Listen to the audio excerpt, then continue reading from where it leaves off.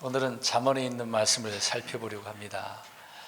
지난 한 주간 동안 잠언을 읽으셨을 거예요. 또 안 읽으신 분들 계실 것이겠지만 읽으신 분들은 읽다가 감동이 되는 부분도 있었을 것이고, 어떤 부분에 있어서는 이게 도대체 무슨 말씀인가 굉장히 고민하신 분들이 계셨을 거예요.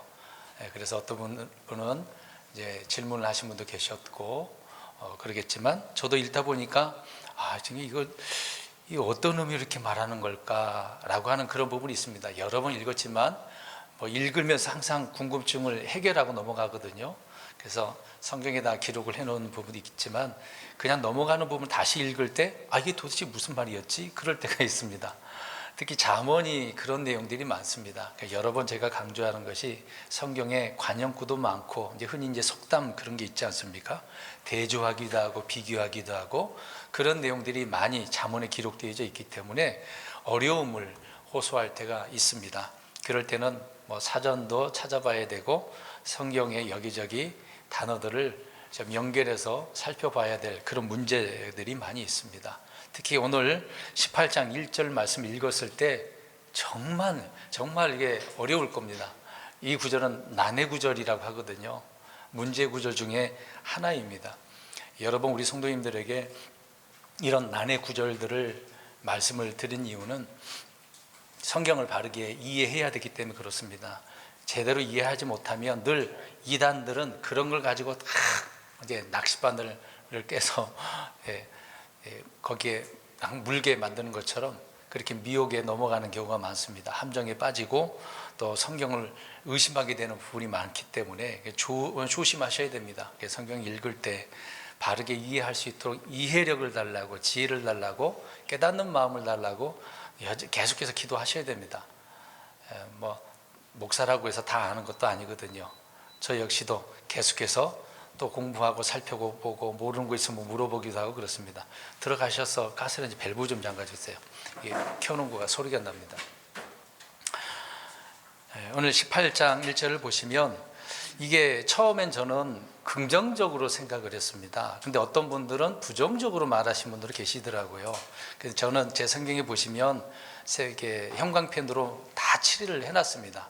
긍정적인 단어인가 부정적인 단어인가, 주님이 말씀하신 건가, 의로운 자가 말을 했는가, 다 색깔을 구분을 좀 해놨습니다. 전체를 다 그렇게 해놨거든요.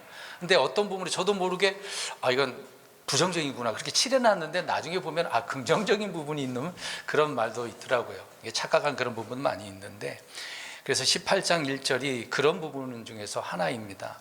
잘 보시면 어떤 사람은 소원으로 말미암아라고 합니다. 소원이 뭔가 있었겠죠. 이제 자기 나름대로 소원이 있으니까 자신을 분리했다, 뭔가 어디에서 아니면 무엇에 의해서 따로 분리했다라는 얘기가 되겠죠. 그리고 모든 지혜를 구한다. 이게 소원이 분리해야 되겠구나, 아니면 지혜를 구해야 되겠구나, 바르게 뭔가 내가 원하는 걸 구해야 되겠구나, 그렇다는 얘기죠. 그래서 그것과 상관한다라는 겁니다. 그러니까 상관이라는 단어가 또 들어가니까 이게 도대체 무슨 말이야 헤맬 수도 있습니다. 그래서 저도 단어에 대한 궁금증도 많이 있었거든요. 이것저것 찾아보기도 하고 항상 사전을 찾아볼 수밖에 없습니다. 우리가 보는 지금 마제스티판에서는 정동수 형제님께서 번역하실 때, 형제 목사님께서 번역하실 때는 긍정적인 면으로 기록을 해놨습니다. 이 1절은 그래요. 한킹을 보면 부정적으로 번역을 해놨습니다. 그래서 이제 주석가들 또 유명한 목사님들의 그 부분을 좀 살펴보니까 나눠져 있더라고요. 부정적으로 보시는 분도 있고 긍정적으로 보시는 분들이 있더라고요. 어떤 분들은 둘 다 보시는 면이 있습니다. 제 입장도 둘 다를 보고 있거든요. 성경은 양면성이 있습니다. 그러나 이제 미묘한 차이, 뉘앙스라고 하잖아요. 어떤 의미나 감정적으로나 색을 볼 때 뉘앙스가 이쪽이냐 저쪽이냐 그렇게 표현하잖아요. 그런 것처럼 저도 볼 때는 약간 부정적으로 말씀한 것처럼 보인다, 이제 저는 그렇게 생각을 합니다. 그렇다고 해서 그것만 지금 말씀드리려고 하는 게 아니라 그 양면성을 좀 보자는 얘기죠. 오늘 제목을 뭐라고 해놨습니까? 경건한 삶을 살기 위한 그 필수 공식이라고 저는 표현을 해놨거든요. 1절 말씀을 읽을 때 이런 부분에 있어서 우리가 이런 공식을 신앙생활을 할 때 공식을 대입해 보자라고 하는 그런 의미로 저는 말씀을 드리려고 하는 겁니다. 그러니까 부정적인 것이든 긍정적인 것이든 양면성을 보면서 하나님의 말씀을 이해하자라고 하는 겁니다. 그러니까 영어로 보면은 좀 이해가 될 수도 있어요. 근데 한국말로 옮길 때 참 어렵습니다. 그래서 성경을 자기 식견에 의해서 이건 이렇다 저렇다 그래서 막 뜯어 고치는 일이 많이 있는데 그것은 올바르지가 않죠. 그리스도인이 성경에 대하여 가지는 그 인식은 하나님의 말씀이다라고 할 때 그게 이제 절대적 아닙니까? 그래서 1.1핵도 오류가 없다라고 하면서 그 기준을 놓고 이해를 하고 번역을 하는 그런 부분도 있어야 될 것입니다. 그러니까 나는 이렇게 본다 저렇게 본다가 문제가 아니라 이것을 양면성으로 보고 어찌됐든 긍정적으로 말씀하든 부정적으로 말씀하든 내가 그것을 바르게 이해를 해야 한다, 또 영적으로 바르게 적용을 해야 된다라고 하는 그런 의미로 우리가 이해를 하고 듣고 또 살펴보고 깨달았으면 좋겠다라고 하는 말씀인 것입니다. 그래서 영어로 보면 별 이렇게 심각하게 어렵지는 않지만 한국말로 보면은 굉장히 어렵습니다. 어떻습니까? 우리 성도님들 금방 읽으셨겠지만 1절 어때요? 소원으로 말미암아 분리를 하고 지위를 구하고 그것과 상관한다. 이게 도대체 무슨 의미겠습니까? 굉장히 혼란스럽죠. 그래서 먼저 이 부분을 우리 성도님들에게 긍정적인 부분, 부정적인 부분을 말씀할 때 먼저 부정적인 그 부분을 잠깐 설명드리려고 합니다. 이제 우리 마제스트파는 긍정적인 의미로 소원이라고 해놨거든요. 근데 부정적으로만 이야기할 때는 열망, 갈망, 욕망으로 이렇게 되어 있습니다. 이제 한킥은 그런 식으로 이제 번역을 해놓은 부분이지만, 그래서 소원으로 이야기하면은 이제 좋은 의미로 생각해 보면 그 소원도 물론 그냥 올바른 소원이라고 그랬으면 이해가 되는데 그냥 소원이라고 그랬잖아요. 누구나 사람들에게 소원이 있어요, 없어요? 있잖아요. 근데 그 소원이 어떤 소원, 무슨 소원이냐 이 말입니다. 주님께서 말씀하고자 하는 성경에서 올바른 그런 소원이냐 아니면 내 욕망에서 나온 소원이냐, 그렇게 이해를 해야 되겠죠. 그래서 그 소원이 있는데 그 소원으로 말미암아 내가 막 무엇을 찾고 싶어, 알고 싶어, 깨닫고 싶어, 막 지혜를 구하는 거예요.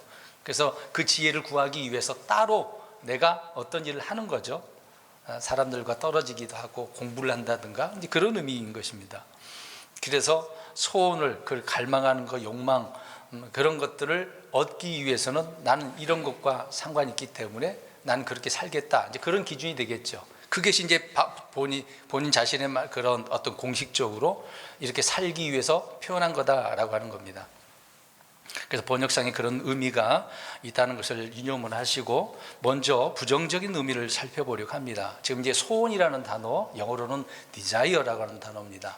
열망, 갈망, 욕망, 이렇게 나중에 lust라고 하는 욕망도 이제 같이 같은 의미로 볼 수가 있는 건데, 창세기 4장 7절을 한번 펴보시기 바랍니다. 자, 우리 성도님들이 오늘 지식을 가르쳐 드리려고 하는 게 아니라 이 지식을 통해서 하나님께서 이 말씀을 통해 내게 어떤 의미로 말씀하고 있는가, 나는 어떻게 이해하고 깨닫고 이 말씀을 올바르게 이해를 하고 살아가야 되는가, 그걸 말씀드리려고 하는 겁니다. 4장 7절 한번 읽어보겠습니다. 시작. 내가 잘하면 내가 내 헌물을 받지 아니하겠느냐, 그러나 내가 잘 행하지 아니하면 죄가 문에 엎드려 있느니라. 그의 열망이 내게 있으리니 너는 그를 다스릴 것이니라 하시니라. 아멘. 창세기 강해를 들으신 분들은 아실 겁니다. 근데 이 구절도 사람들이 오해를 하는 부분이거든요. 잘 보십시오. 내가 잘 행하면, 그러면 내가는 누구겠어요? 가인을 이야기합니다. 지금 가인이 얘기하실 말씀이에요. 가인이 잘 행하면 내가, 그 다음에 내가는 누구예요? 하나님이겠죠. 하나님이 내 헌물은 이제 가인의 헌물을 받는다라는 얘기잖아요. 잘했으면 받을 거다, 그 얘기를 하고 있습니다. 그러나 이제 잘못된 부분이 되겠죠. 내가 이제 가인입니다. 잘 행하지 아니하면, 가인이 잘못했어. 그러면 죄가 이제 뜬금없이 이제 죄로 넘어갔어요. 죄가 문 앞에 엎드려 있느니라. 이것도 이제 뒤에서 말씀드리겠습니다. 그 다음에 그의 열망이라고 그랬어요. 그럼 이 그의 열망은 누구겠습니까? 가인이겠어요? 죄겠어요? 그렇죠. 죄, 앞에 있는 죄를 이야기하고 있는 거죠. 그 죄를 지금 뭐라고 해놨습니까? 그의 열망이라고 되어져 있어요. 이것도 단어가 디자이어입니다. 그래서 그 다음에 내게 있으리니, 이 내게는 누구예요? 가인에게. 너는 그를 다스릴 것이니라. 그럼 너는 가인이 그를 뭐예요? 그를이라고 하는, 그렇죠, 죄, 열망을 이야기하고 있는 겁니다. 그러니까 문해력이 있으면 쉽게 이해가 되겠죠. 근데 이걸 잘 이해를 못하는 분들이 꽤 많이 있습니다. 이제 후반절에 그의 열망이, 이게 죄의 열망, 이제 그라고 그랬잖아요. 죄가 그라고 지금 이야기를 하고 있네요. 여러분, 죄의 열망이 가인의 열망입니까? 이제 그라고 그랬으니까 그럼 그는 누구겠습니까? 그가 누구겠어요? 지금 죄, 열망, 근데 그를 지금 인격체라고 이야기하잖아요. 우리 죄가 인격체예요. 인격이 있다고요, 죄가. 근데 그 죄를 지금 누구라고 얘기한다고요? 그 열망이라는데 그라고, 인격체라고 이야기합니다. 근데 그가 누구냐고요? 왜 자꾸 지금 답을 안 주니까 지금 답을 과인이에요? 아니 지금 아닌데 지금 혼란스럽잖아요. 보세요. 이 구절은 지금 굉장히 어려운 구절이에요. 이 구절도 잘 보시면. 자, 그럼 그가 누구냐는 것을 답을 찾아보겠습니다. 요한일서에 가보겠어요. 요한일서 3장 12절.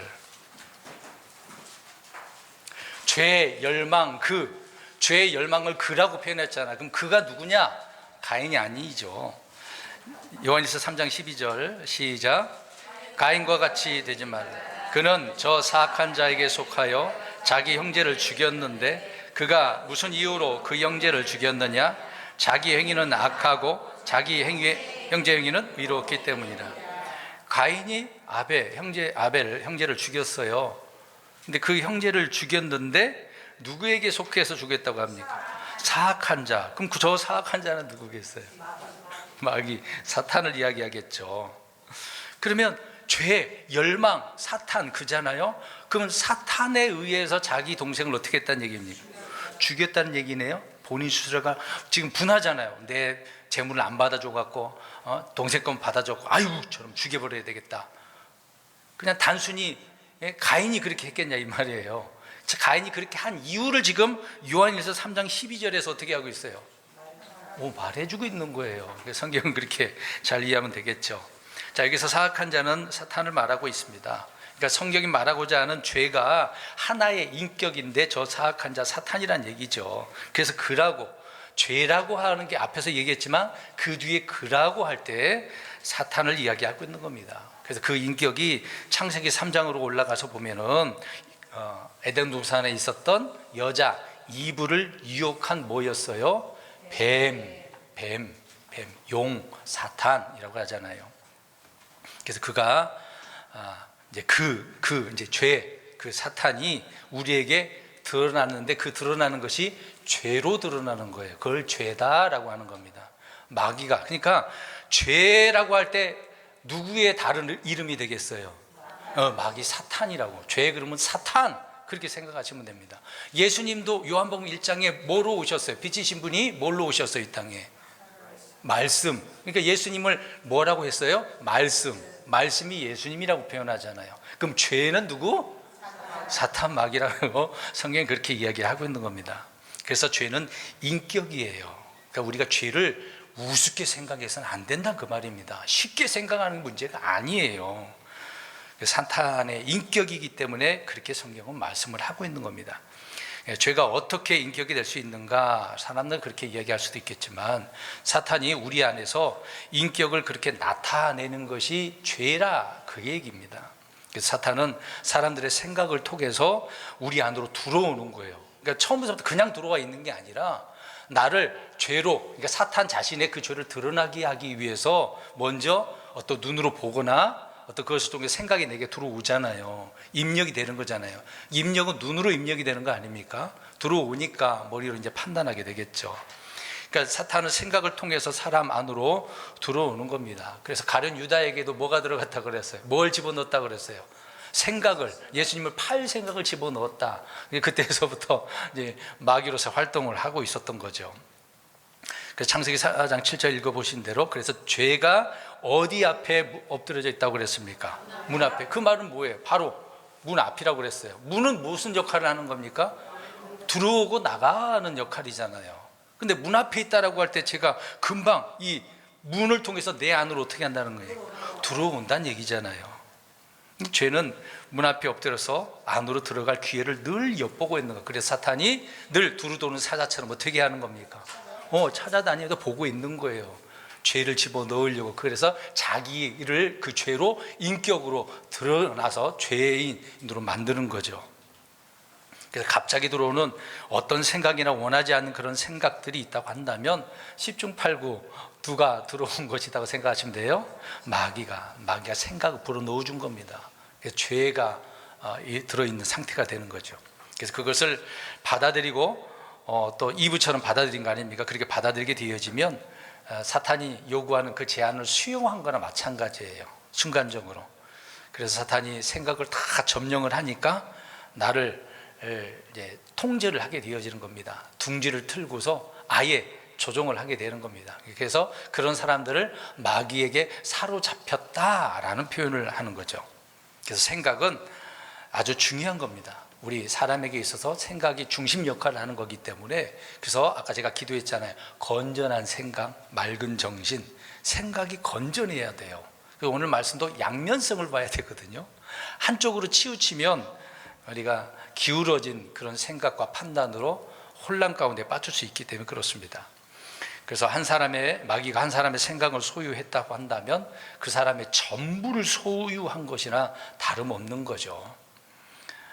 흔히 우리가 소를, 과거에 지금도 그렇겠지만 소를 데리고 이끌려면 어떻게 끌고 갑니까? 소 코에다가 콧줄에 고삐로 탁 집어넣어서 끌고 가는 거잖아요. 희한하잖아요. 그 큰 몸짓을 끌고 가기 위해서는 이거 하나만 탁 꽂으면 되는 거 아닙니까? 굉장히 쉽죠. 마귀가 그렇게 한다는 얘기예요. 저와 여러분들을 별거 아닌데 그거 하나 갖고 딱 모든 것을 지배하게 되어지는 것입니다.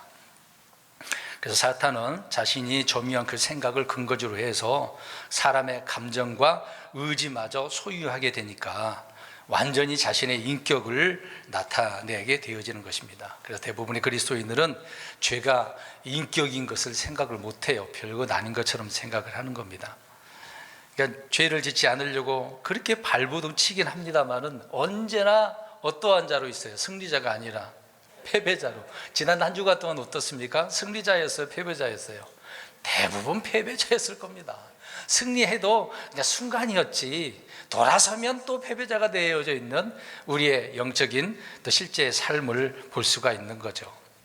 그래서 죄를 우리가 이제 짓는다라고 할 때 몸으로 짓는 경우가 많잖아요. 언행심사 그런 표현하는데, 구약에서는 그래서 사람의 몸, 그 행위를 주로 그래서 다루고 있는 겁니다. 죄 그러면은 누가 그렇게 지었지 않느냐, 행위적인 문제를 말하고 있는 거죠. 그래서 율법이 있는 겁니다. 그래서 죄를 지으면 어떻게 된다? 죄의 삭은 사망, 죽는다. 그게 율법 아니겠습니까?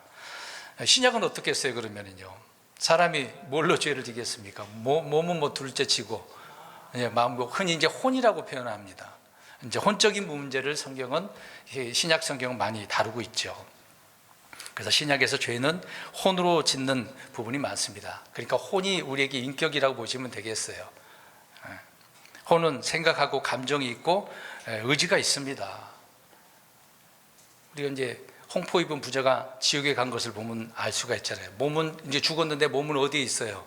무덤에 있고. 근데 지금 지옥에 뭐가 갔습니까? 혼이 갔잖아요. 그런데 혼이 갔는데도 불구하고 몸을 지금 없잖아. 그랬는데도 생각하고 말하고 혀로 느낌도 있지 않습니까? 피부로도 고통도 느끼고. 혼은 그렇게 인격입니다. 그것도 있는 거예요. 그래서 사탄은 인격체다. 그는 악이나 어떤 영향력이나 개념이나 사상이 아니라 실제 분명한 인격체로서 사람들을 지배하려고 하는 거겠죠. 그래서 이브를 유혹했고 가룟 유다를 그렇게 소유해버린 것 아닙니까? 저번에 말씀드린 것처럼 예수님을 팔아버리려고 했는데 때로는 또 사도 베드로를 통해서 십자가를 지지 못하도록 또 해버리기도 하고 팔기도 하고, 희한한 존재가 마귀가 아니겠습니까? 오늘 세상을 통치하고 있는 지상에서 가장 이렇게 오랫동안 실존하고 있는 것이 인격체가 바로 사탄 마귀고 죄로서 드러나고 있는 거죠. 그래서 말씀드린 대로 그 죄라고 하는 것은 그가 우리 안에 늘 다른 이름으로 이렇게 임하고 있는 부분도 있다는 것을 알고 있으셔야 된다는 얘기입니다. 죄뿐이겠습니까? 여러 가지 육신의 일들, 우리의 자아까지라도 다 그렇게 하겠죠. 그래서 성령은 오늘 창세기에서 왜 사탄을 죄라고 부르지 않고 그라고 말하고 있는지를 잘 이해를 하셔야 되겠죠. 그래서 그 구절을 다시 한번 보시면 그의 욕망, 내게 있다고 표현하지 않습니까? 너를 향해 있다는 얘기예요. 문 앞에 언제든지 들어올 수 있는 부분인 것이죠. 그래서 죄를 그것이라고 안 하고 그라고 표현을 했다, 그 얘기입니다. 그러니까 들어와서 욕망, 자기 나름대로 소망을 준 거잖아요. 그런 욕망이 마귀의 욕망을 지금 말하고 있는 것입니다. 알다시피 마귀는 처음부터 살인자고 거짓의 아비고 또 여자의 씨를 죽이려고 한 거 아닙니까? 그러니까 사람을 죽이려고 하는 그런 욕망, 나쁜 욕망들을 주고 있는 것이죠. 그래서 예수님을 어떻게 하려고 그랬습니까? 죽이려고 하는 그런 분이 드러나는 거죠. 예수님께서 요한복음 8장 44절에 너희는 너희 아비 마귀에서 났으므로 너희 아비의 욕망들을 행하려 하니라, 그렇게 말합니다. 마귀의 욕망, 마귀의 소원, 마귀의 열망, 갈망, 마귀가 원하는 것들을 너희가 하고 있다, 그 얘기하고 있는 것이죠. 예수님께서 그런 말씀하셨던 겁니다. 혹시 저와 여러분들 그러지 않나요? 주님이 원하시는 것을 행하셔야 되는데 마귀가 주는 것들로 그렇게 행하려고 하지 않았습니까? 그래서 창세기 4장에 그런 의미로 말씀을 하고 있는 거죠. 아벨을 죽이려고 하는 욕망, 가인에게로 향하고 있었던 것입니다. 그래서 동생을 실제적으로 어떻게 한 것이죠? 죽인 것입니다. 굉장히 심각한 문제인 거죠. 그래서 주님은 마귀의 속성을 알고 욕망을 다 아시기 때문에 경고를 가인을 통해서 미리 해주고 있었던 거예요. 그래서 그를 어떻게 하라고 그랬어요? 오늘 금방 읽은 4장 7절 그 부분에 그를 어떻게 하라? 다스리라. 그 누구를 다스리라는 얘기예요? 사탄, 이제 죄, 욕망, 어떤 그런 것들을 다스리라고 말하고 있는 거죠. 이제 스스로가 본인을 다스리려고 그런 말이 아닙니다. 마귀를 이기고 다스리는 방법은 그래서 우리는 믿음밖에 없습니다. 우리에게 주신 말씀, 믿음으로 늘 승리할 수 있는 것이죠.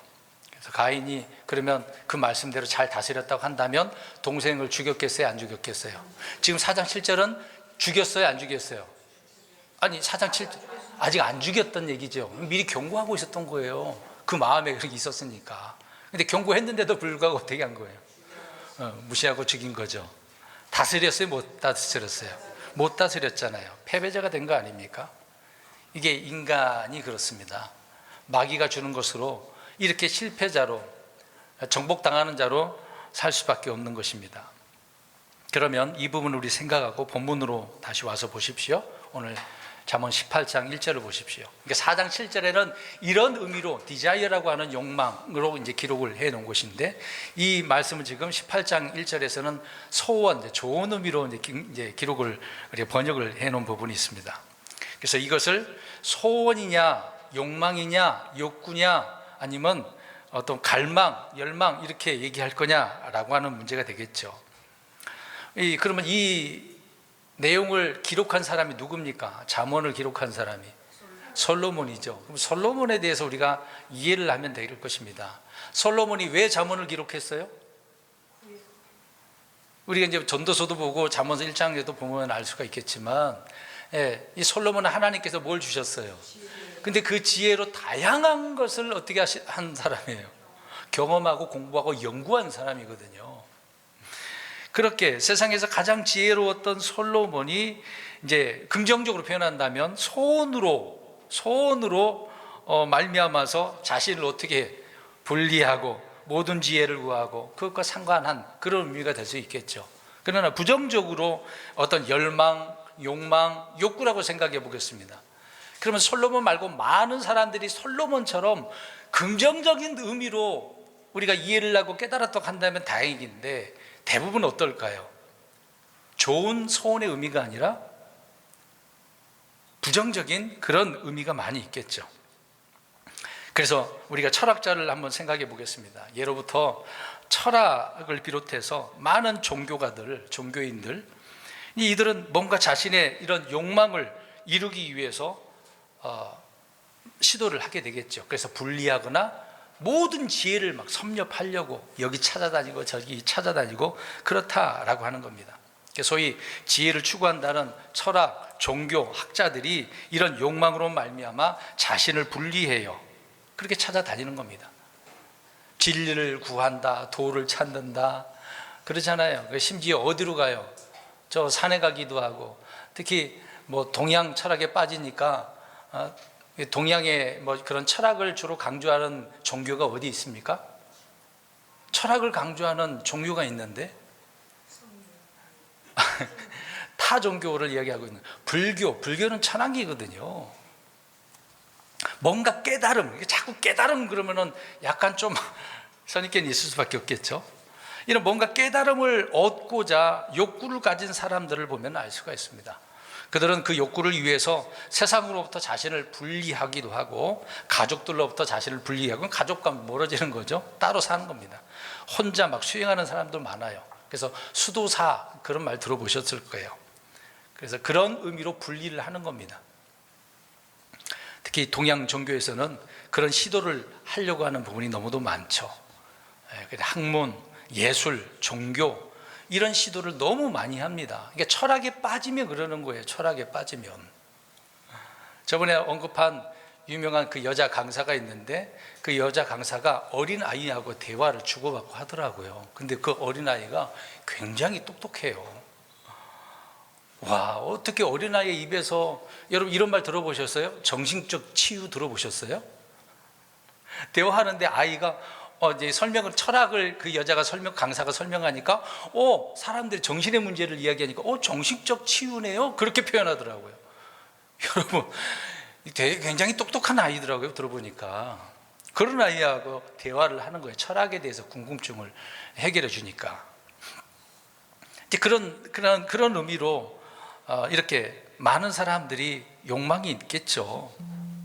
그런 걸 얻기 위해서 철학이라고 하는 것을 생업을 포기하기도 하고, 속세를 떠나고 인연도 떠나고, 이제 결혼을 하려고 했다가 갑자기 종교에 미쳐가지고 절로 가는 사람, 파혼을 하고 절로 가는 사람도 있잖아요. 드라마틱하게 드라마에도 영화에도 나오는 부분도 얼마나 많습니까? 그런 예들이 있죠. 유대계에서도 금욕주의가 있었지 않습니까? 예전에 바리새파, 또 무슨 파가 있어요? 바리새파 말고 사두개파, 또 하나 또 있어. 하나 에세네파. 성경은 안 나와요. 침례 요한이 에세네파거든요. 예전에 저번에 말씀드렸죠. 이 무슨 사람? 그렇게 구별하는 사람을 뭐라 그랬어요? 삭도도 안 되고 포도주도 안 되는 사람, 나사르 사람이잖아요. 침례 요한은 본인이 원하서 그렇게 했습니까? 하나님의 명령에 의해서 그렇게 산 사람이라고 했잖아요. 벌써 잊어버리셨나 봐. 나사르 사람들도 마찬가지로 본인 스스로가 맹세한 건, 내가 그렇게 하겠다라고 자기의 소원으로 한 건 아니겠습니까? 그런 자신의 욕망으로 인해서 분리된 자예요. 그런 의미로 표현한다면, 욕망으로 인해서, 소원으로 인해서 자신을 분리한 후에는 세상의 모든 지혜를 구하며 그것과 상관하는 사람들이 너무도 많은 거죠.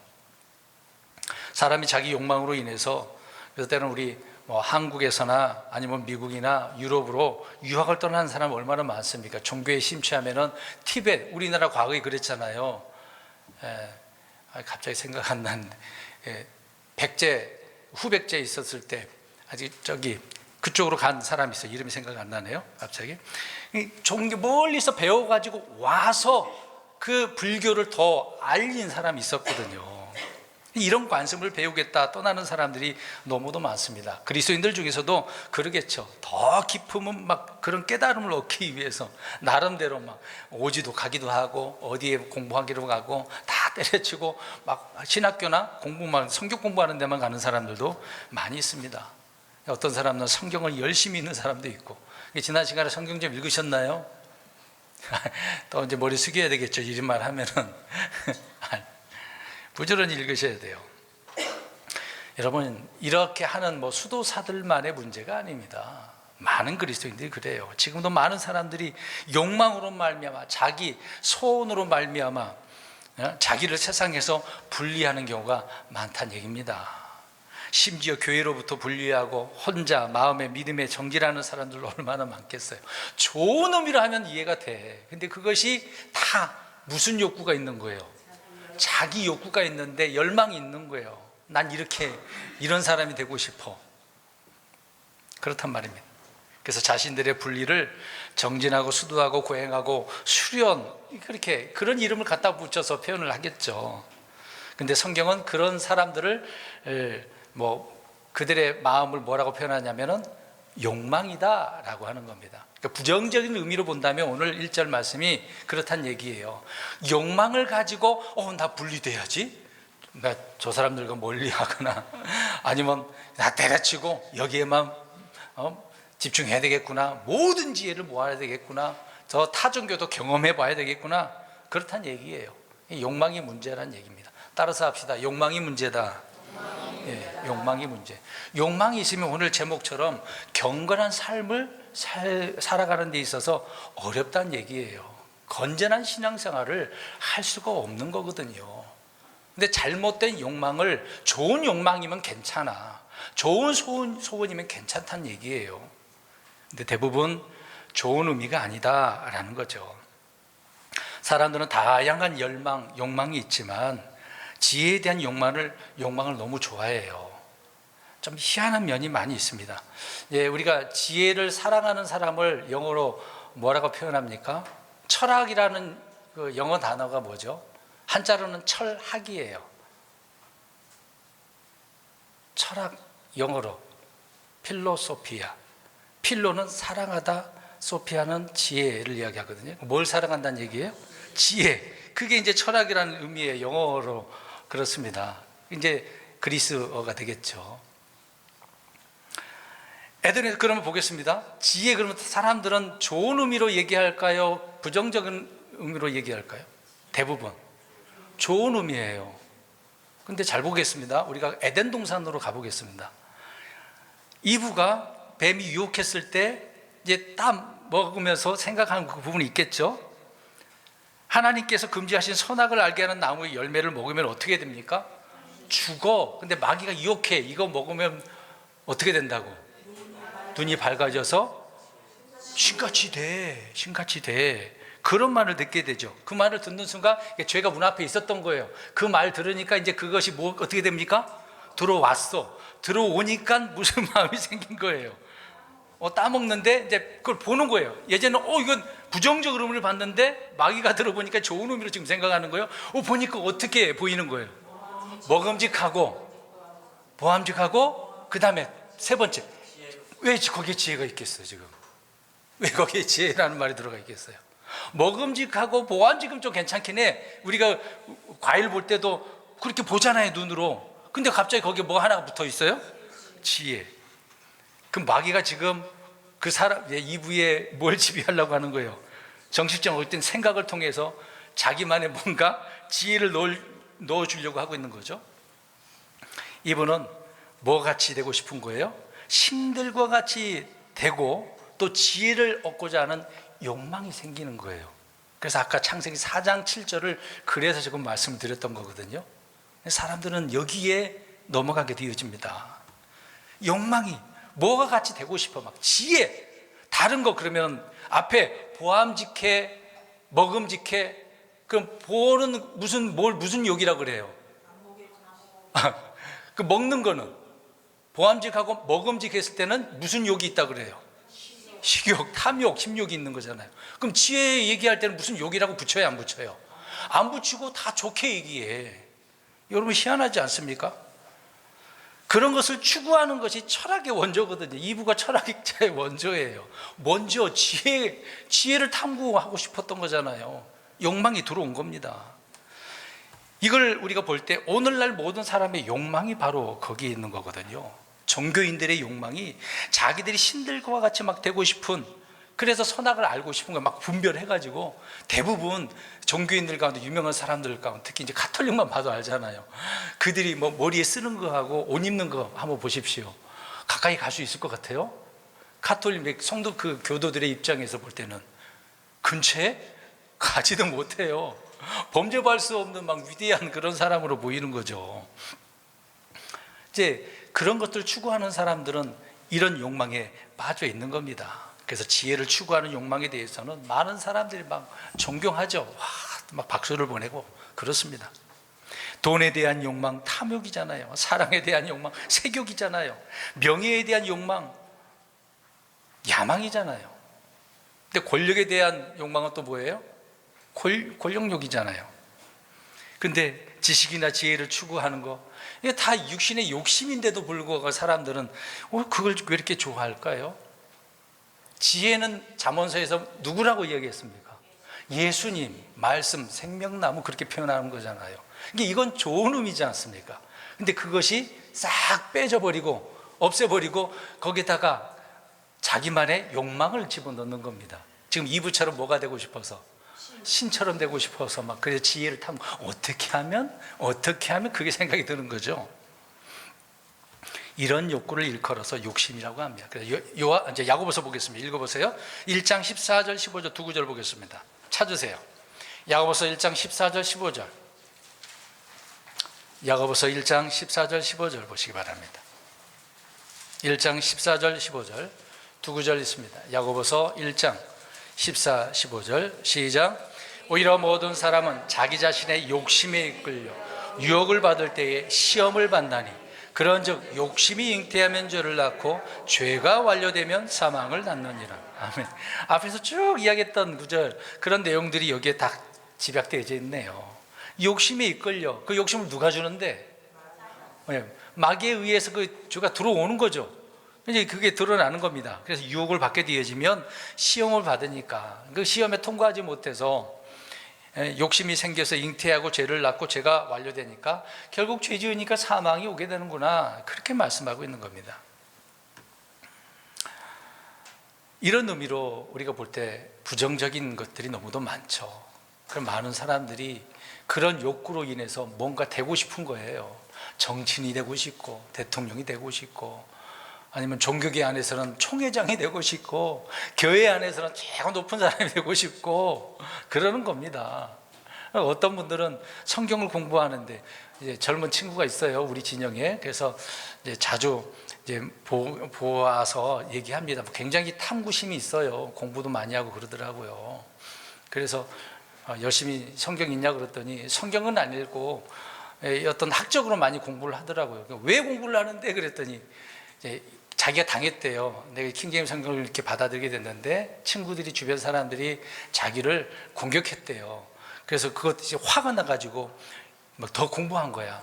공부했는데 왜 공부를 했냐면 저 사람들을 깨부시려고 공부한다고 그렇게. 그래서 제가 아니 그러지면 안 돼. 그런 악한 마음을 가지고 해서는 안 돼. 성경을 바르게 읽어. 여러 번 얘기해 줬는데도 안 그러더라고요. 그러다가 다른 데 더 큰 데 교단 가고 공부한다고 그걸로 가서 등록을 해버렸어 이번에. 자기에 뭐가 있어서 그러는 거예요? 욕망이 있어서 그래. 지식 탐구는 좋긴 해요. 근데 그걸 왜 하냐 이 말이에요. 나를 다스리고 올바르게, 내가 물론 이제 강의하는 교수고 목사라 본다면 나도 깨닫고 가르쳐야 될 입장이라면 괜찮아. 그런데 오히려 공격하고 저 사람들을 그냥 매도시키기 위해서 그렇게 하는 거라고 하면 올바르지가 않잖아요. 다 이렇게 탐욕이나 탐심이나 욕심이 있으니까 그러는 거예요. 여러분, 욕망과 욕심은 유사하지만 차이가 있습니다. 자, 중요한 부분입니다. 욕망은 대상에 따라 소원이 되기도 하고, 이제 긍정적인 면이에요. 또 대상에 따라 탐욕이나 탐심이나 욕심이 되기도 하는 거예요. 욕망이 되기도 합니다. 이건 이제 부정인 거예요. 대상에 따라예요. 대상에 따라. 그럼 나는 어떤 대상이 돼야 돼요? 의로운 사람 쪽이에요? 사악한 사람 쪽이에요? 다 의로운 사람 쪽이에요? 그러면 감사하죠. 그런 의미로 이 욕망, 소원이, 열망이 바르게 세워지면 얼마나 좋겠습니까? 이게 대상이 중요한 거예요. 우리 요한복음 15장 7절 제가 읽겠습니다. 보시면 너희가 내 안에 거하고 내 말들이 너희 안에 거하면 너희가 원하는 바를 구하라. 그러면 그것이 너희에게 이루어지리라. 예수께서 말씀하셨어요. 야, 원하는 바를 구하는데 그냥 구하면 내가 줄 거야. 근데 문제는 아빠 조건을 달아놨어. 내 말들이 어떻게 해야 된다고요? 너 안에 있어야 돼. 계속해서 있으면이에요. 계속해서 있으면, 그 말씀이 있으면 그 말씀을 가지고 구하면 내가 줄게, 그랬단 말입니다. 중요한 부분이죠. 그러면 여기서 원하는 거니까, 물론 다른 표현으로 뭐 디자이어가 될 수 있겠죠. 여기 그 단어에는 원하는 것 따로 표현한 단어지만, 이거를 우리는 열망, 소원이 될 수 있어요. 이제 대상이 되는 겁니다. 내가 의로운 자로서 열망, 말씀을 가지고 주님 앞에 구하면 주시겠지만, 오늘 야고보서에는 욕심에 끌려서 의심하고 그러면 줘요, 안 줘요? 안 줘요. 잘못된 거니까. 그러니까 주님은 원하는 것을 구하라고 그랬어요. 원하는 바. 그럼 올바른 거잖아요.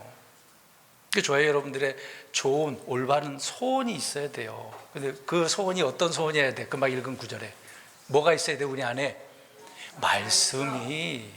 마귀가 주는 말이 있으면 안 되잖아요. 주님이 주는 말씀이 있어야 되는 거죠. 하나님은 겸손한 자의 소원을 들어주신다고 말씀을 합니다. 겸손한 자. 하나님은 또 자신을 두려워하는 자들의 소원을 들어주신다고 그랬습니다. 겸손하고 하나님을 두려워하고 말씀밖에 없어, 이 말씀은 아니면 안 돼, 이런 마음으로, 이런 믿음으로 사는 사람들에게는 하나님이 여지없이 기도를 들어주시는 거죠. 오늘 본문의 말씀은 뭔가를 성취하려는 욕망으로 자신을 분리하는 모든 어떤 부정적으로 종교인들, 철학자들, 학자들의 본질을 오늘 솔로몬은 깨뚫고 그런 면으로도 말씀을 해주는 부분이 되겠죠. 그래서 어떤 사람은 소원, 자신의 꿈과 야망을 이루기 위해 분리하잖아요. 성공을 목표로, 꿈을 목표로 뭔가를 성취하기 위해서 스스로 그렇게 자신을 분리하는 사람들이 많아요. 그래서 금욕한다, 고통을 기꺼이 감수하고 노력하겠다, 뭐 좋은 의미가 될 수도 있는데 안 좋은 쪽으로 그렇게 하는 분들이 있습니다. 우리 운동선수들 보십시오. 메달을 목표로 얼마나 운동 그렇게 합니까? 그 사람들은 분리했어요, 안 했어요? 따로 분리한 거잖아요. 오직 운동에만 전념을 다해서 하지 않습니까? 특히 우리나라는 태능 훈련 선수촌에 들어가잖아요. 국가대표가 되는 순간 그렇게 훈련소로 들어가서 합숙훈련을 하는 겁니다. 밥 먹고 하는 일이 그거예요. 밥만 먹고 그거 하는 겁니다. 그래야 금메달 딸까 말까. 그렇게 했는데도 돼요, 안 돼요? 메달 못 딸 수도 있어요. 그렇게 했는데도 어려워요. 종교인들은 말할 것도 없겠죠. 수많은 수련 방법을 통해서 자기의 욕망을 성취하려고 하는 사람들이 많습니다. 그래서 솔로몬은 그런 자들 향하여서도 이렇게 지혜를 구하고 자신을 분리하는 것과 이렇게 상관이 있다. 소원이 그래, 열망이, 욕구가 그래요. 열왕기상 4장 33절에 보면 솔로몬 이야기입니다. 또 그가 나무들에 관하여 말하되 레바논에 있는 백향로로부터 담에서 솟아나는 우슬초에 이르기까지 말하였고, 그가 또한 짐승들과 날짐승들과 기는 것들과 물고기들에 관하여 말하였으므로. 다양한 학문을 섭렵한 사람이 누구예요? 그러니까 잠언, 전도서, 이 지혜서를 기록을 할 수가 있는 거예요. 여러분, 이 잠언서 세상 그 누구도 이렇게 기록 못합니다. 어떤 유명한 그런 학자들을 말하는 거 비교가 안 돼요. 공자, 맹자, 노자, 순자, 소용없습니다. 아무리 사자성어가 갖다 대도 비교할 수가 없어요. 여러분, 얼마 전에 집에서 얘기하다가 그랬습니다. 여러분, 불교의 증문즉답 그 잘하는 분이 있죠? 보신 분 손 들어봐. 안 들으셔요? 우리 성도님도 대단하신 분이시다. 그런 분들이 말하는 거 안 들으시네. 거기에 어떤 사람들이 와서 물어볼 때마다 그분이 다 대답해요, 안 해요? 못 보셨으니까. 다 잘해요. 다 줍니다. 거기에 오는 사람들이 제가 딱 들으면서 별것도 아닌 것 같은데 사람들은 그러냐고 수긍하기도 하더라고요. 근데 제가 하는 말이 뭐였냐면, 잠언에 다 나와 있는 것 같은데 제가 그 말 들으면서 저 내용 다 잠언에 있는 것 같은데 그랬거든요. 잠언 읽으시면 돼요. 여러분, 이렇게 학문의 전 분야를 다 섭렵한 사람이 솔로몬이에요. 예. 무엇 때문이겠어요? 솔로몬도 나름대로 욕망이 있었던 거예요. 주님이 주신 지혜가 있긴 했는데 그 지혜를 더 지혜롭게 한 거잖아요. 그래서 자신의 잘못한 부분도 드러나잖아요. 그런 욕망이 생기니까 이방 여인들을 취하고 아내를 취해서 산당도 지어주고 또 우상도 섬기는 그런 면이 있었기 때문에 하나님께서 나라를 나눠버린 것 아닙니까? 다 뭐 때문에 그래요? 아니, 욕망, 자기 열망, 잘못된 것 때문에 그래요. 사람들은 이런 고상한 목표와 거대한 비전을 제시하면서 이런저런 말을 하겠지만 그 모든 것은 다 자신의 욕망으로 말미암는 거다, 그 얘기입니다. 저와 여러분들에게 그렇지 않나요? 자, 뿐만 아니라 성도님들, 교회 운영하려고 하는 많은 분들이 그렇습니다. 다 욕망으로 말미암아서 그래요. 신비주의자들 그렇게 하는 목사들을 보면 그렇지 않습니까? 자기가 막 신적인 존재가 돼 있어. 말만 하면 다 되고, 내가 축복기도 하면 다 이루어지고, 내가 손을 대면 다 치료가 되고, 막 그래요. 막 어거지로 그렇습니다. 나는 하나님으로부터 위임받은 이런 위대한 사람으로 그렇게 드러나서 자랑을 하고 나타내는 거죠. 그런 욕망의 사람들이 얼마나 많습니까? 많은 이들이 그렇게 그런 동기와 목적을 가지고 사는 겁니다. 다 야심이고 야망인 거죠. 욕망은 호기심 아니겠어요? 뭔가 막 이루려고 하는 그런 욕망. 이브가 그랬어요. 가인이 그랬어요. 오늘 결론적으로 이제 두 부분을 나눠서 다시 한번 설명드립니다. 먼저 긍정적으로 우리가 본다고 한다면 세상의 것으로부터 자신을 어떻게 해야 돼요? 분리, 떼어놓는 거예요. 이게 거룩한 분리 아니겠습니까? 그러한 사람만이 하나님의 거룩한 진리와 지혜를 깊이 탐구할 수가 있어요. 그러니까 바로 그렇게 탐구해서 바르게 살 수가 있는 겁니다. 믿음의 사람들의 그 거룩한 지혜를 알고자 하는 이런 소망, 욕망, 열망, 분리가 중요한 거예요. 그래서 따로 시간을 놓고 기도하고 시간을 놓고 성경 읽는 거, 그게 뭐 하는 거예요? 그렇죠. 분리하는 겁니다. 매일 하셔야 돼요. 매일 하셔야 돼요. 자, 다짐하세요. 다 속으로. 그러니까 말합시다. 매일 하자. 입으로 얘기했어요. 분명 하셨어요, 입으로. 네. 어떤 사람이 이렇게 지식과 진리에 대한 거룩한 열망을 가지게 되어지면 세상의 그런 일상적인 정욕들, 내가 그렇게 알고자 하는 욕망들 멀리할 수밖에 없습니다. 그런 걸 다 분리할 수밖에 없겠죠. 그러므로 나 자신을 지키는 겁니다. 그런 것에서 나를 구별해내야 되니까. 그래서 지난 시간에 구별, 분리, 그런 얘기를 또 했던 부분인 것이죠. 그런 면에서 깊이 관여한다, 상관한다, 그게 이제 영적 교통이라고 하는 겁니다. 다른 표현으로는 영적 교통한다, 이게 관여라는 단어, 좋은 의미로. 근데 이 우리나라 말로 상관한다는 말이 영어로는 intermiddle이라는 단어거든요. middle. 이게 intermiddle이라고 하는 단어가 관여한다는 의미인데, 다른적인 그 부정적인 의미로는 이게 따로 드러내다, 따로 나서 혼잡하게 한다, 그런 의미로도 사용되는 거거든요. 어찌됐든 긍정적인 의미로 그런 의미를 우리가 이해를 해야 됩니다. 이제 마지막으로 이제 부정적인 관점으로 본다고 한다면, 교회 공동체의 어떤 연합을, 분위기를 깨트려 버리고 오직 자신의 생각과 정욕망이 막 옳다고 주장을 하는 사람들, 당파를 짓기 위해서 무리를 막 떠나고 어떤 독선적인 고립주의자들, 교회 안에 그렇게 많아요. 그래서 고린도 교회에 있었잖아요. 무슨 파? 아볼로파, 베드로파, 바울파. 왜 그런 걸 만들어? 왜? 우리 성경대로 사는 진리 침례교회는 그런 파를 안 만듭니다. 그런 걸 안 만들어요. 교회도 그러면 안 되거든요. 이런 사람들은 세상과 친구가 되고 대충 신앙생활을 하는 그런 사람들입니다. 그래서 오늘 이 말씀들이 이런 자들을 향하여 경고의 말씀으로 주고 있는 거, 이런 양면성이 있다는 얘기예요. 한쪽만 보면 안 되는 겁니다. 한쪽만. 약간의, 저는 처음에 얘기했잖아요. 약간 부정적인 의미로 기록된 것 같은데 라고 보세요. 이렇게 양쪽을 다 보자는 거예요. 저는 우리 성도님들에게 항상 균형 잡힌 말씀을 드리려고 하거든요. 한쪽으로 치우친 말만 하면 성도님들이 이렇게 기울게 되어집니다. 저울은 왜 있는 겁니까? 이게 둘이 균형 잡힌지 안 하는지, 어느 정도 기울어졌는지를 살펴보는 게 저울이잖아요. 그래서 메네베데 데길 우바르신이라고 하는 말이 나올 수밖에 없습니다. 하나님께 저울에 달아보고 재어봤는데 어떻게 됐어요? 모자랐어. 미달된 거예요. 그러니까 심판을 받는 거죠. 언제나 그랬듯이 좋은 의미의 소원, 갈망, 열망이 아니라 욕심, 이 욕망에 따른 것이라고 한다면 독단적으로 스스로 분리하고 모든 지혜를 구하니까 그런 것과 이렇게 상관하다 보니 문제를 일으키고 하나님의 말씀과 또 떨어지게 되고 반대의 삶을 살아가는 경우가 많습니다.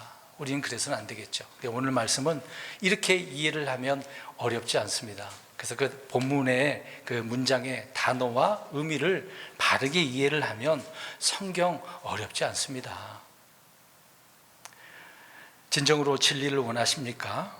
오늘 1절의 말씀대로 먼저 자신을 세상의 헛된 것들로부터 분리를 하고 또 거룩하게 그렇게 떼어놓는 그런 삶을 올바르게 살아가야 됩니다. 그렇게 살기 위해서 그래서 말씀, 지혜를 달라고 구하시는 거죠.